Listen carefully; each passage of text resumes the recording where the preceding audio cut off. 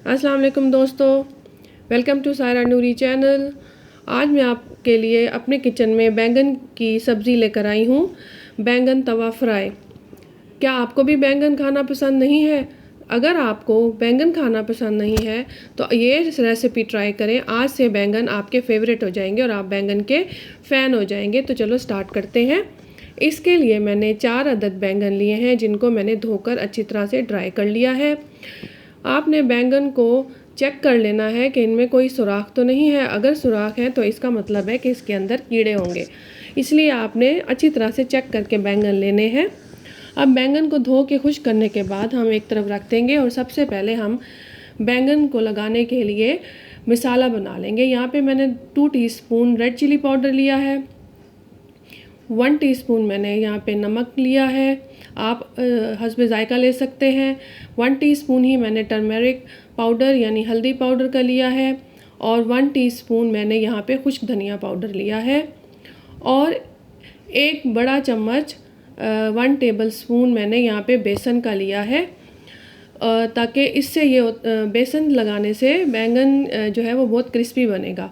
अब हम इन तमाम मसालों को अच्छी तरह से मिक्स कर लेंगे। व्यूवर्स, आप देख सकते हैं कि तमाम मसाले जो हैं हमारे किचन में ही अवेलेबल होते हैं और हमें कोई चीज़ बाहर से नहीं मंगानी पड़ती। अब हम इनको एक तरफ रख देंगे और अब हम बैंगन को गोल स्लाइसिस में काटेंगे। यहाँ पे मैंने एक बैंगन ले लिया है जो कि बहुत ही साफ़ सुथरा है। अब पहले हम उसके ऊपर के हिस्से को काट के अलहदा कर देंगे और अब हम बैंगन को गोल स्लाइसिस में बराबर साइज़ में काट लेंगे। ना तो ये स्लाइसिस बहुत पतले होने चाहिए और ना ही बहुत मोटे होने चाहिए, इनको एक ही साइज़ का होना चाहिए। पतले स्लाइसिस होंगे तो टूट जाएंगे, अगर बहुत मोटे होंगे तो वो देर से गलेंगे। और ये रेसिपी जो है 5 मिनट्स में तैयार होने वाली रेसिपी है और बहुत ही सिंपल और मज़े की होती है।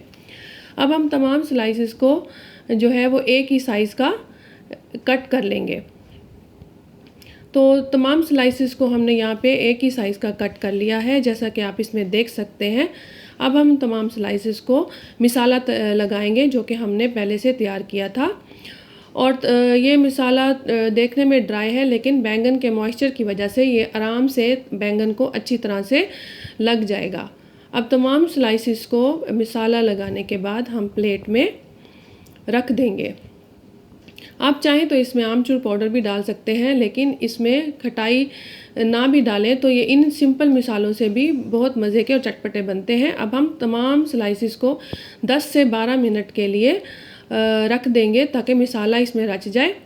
यहाँ पर 10-12 मिनट के बाद मैंने एक तवा लिया है जिसमें मैं 2 टेबलस्पून के करीब मैं इसमें ऑयल डालूँगी और इसको हल्की आंच पर रख देना है।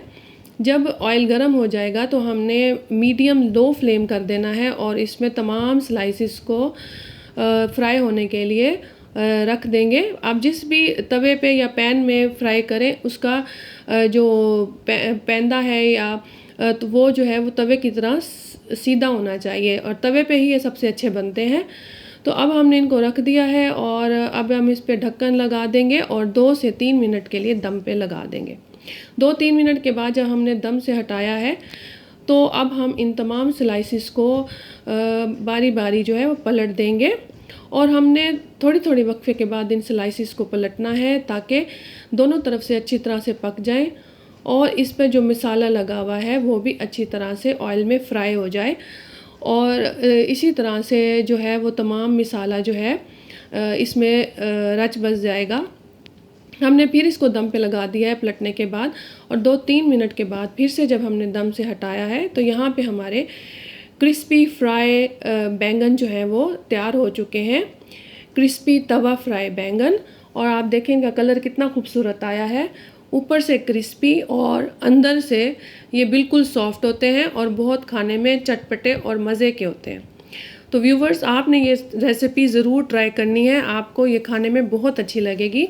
आप इन तवा फ्राई बैंगन को उबले हुए चावलों के साथ, रोटी के साथ या नान के साथ और रायते के साथ इंजॉय कर सकते हैं और अपने घर में होने वाली दावतों में भी इसको साइड डिश के तौर पर रख सकते हैं।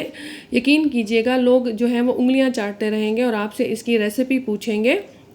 तो व्यूवर्स, अगर आपको रेसिपी अच्छी लगी हो तो मेरे चैनल को सब्सक्राइब कर दें, वीडियो को लाइक कर दें और शेयर कर दें ताकि मैं और